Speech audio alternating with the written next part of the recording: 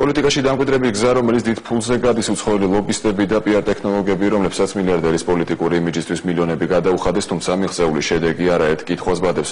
ოდიოზური კონგრესმენი ჯიმ მაკდერმოტი, რომელმაც საქართველოსთვის ამერიკული დახმარების შეწყვეტა მოითხოვა, ასევე დიქტატორებთან დაახლოებული დიპლომატი ფრენკ ვაზნერი, რომელიც დიქტატორ ჰოსნი მუბარაკის მხარდამჭერი იყო.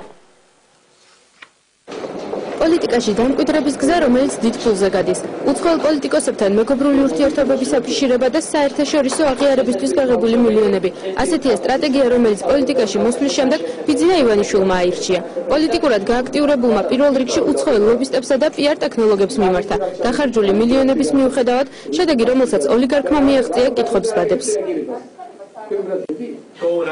ჯიმ მაკდერმოტი ის ერთ-ერთი პირველია, ვინც ივანიშვილის ინტერესების დამცველად მოგოლინა. 75 წლის დეპუტატი 23 წლის მანძილზე მხოლოდ ჯანდაცვის მიმართულებით მოღვაწეობდა, თუმცა კონგრესში საქართველოს საწინააღმდეგო დოკუმენტი სწორედ მან წარადგინა.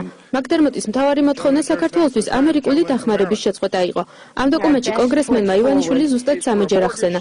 კონგრესმა კანონპროექტი დაბლოკა, თუმცა ამის მიუხედავად ივანიშვილის Facebook-ის გვერდზე მალევე გამოჩნდა ფოტოები, რომელზეც მომღიმარი კონგრესმენი თინა ხიდაშელის გვერდითაა გადაღებული. ჯიმ მაკდერმოტისთვის ფინანსური დაინტერესების გამო ადამიანების თუ კომპანიების ინტერესების ლობირება უცხო არც ადრე ყოფილა. კონგრესმენის ერთადერთი საგარეო პოლიტიკური გამოცდილება ერაყის დიქტატორთან ვიზიტია, რომელიც სადამ ჰუსეინის სპეცსამსახურებმა დააფინანსეს.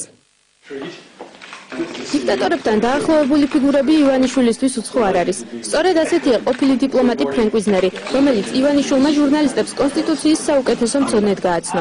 ვიზნერის წარსულზე საუბრისას ოლიგარქს დაავიწყდა ეხსენებინა მისი მეგობრობა ეგვიპტის დიქტატორ ჰოსნი მუბარაკთან.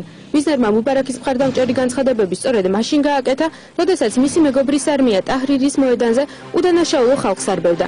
სამაგიეროდ მალევე ეგვიპტის მთავარი ბანკის სამეთვალყურეო საბჭოს თავმჯდომარე გახდა. ეგვიპტურ ბანკში მოღვაწეობის გარდა ვიზნერი კომპანია პატონ ბოქსის კონსულტანტიცაა. სწორედ იმ პატონ ბოქსის, რომელსაც ივანიშვილი ამერიკაში მის პოპულარიზაციაში მილიონებს უხდის. მართალია ივანიშვილი ნურსულთან ნაზარბაევსა და მის ახლო გარემოცვას არ იცნობს, თუმცა სწორედ ნაზარბაევთან მიმართებაში უკვე აპრობირებული სქემით ლობირებს მის ინტერესებს ერთ-ერთი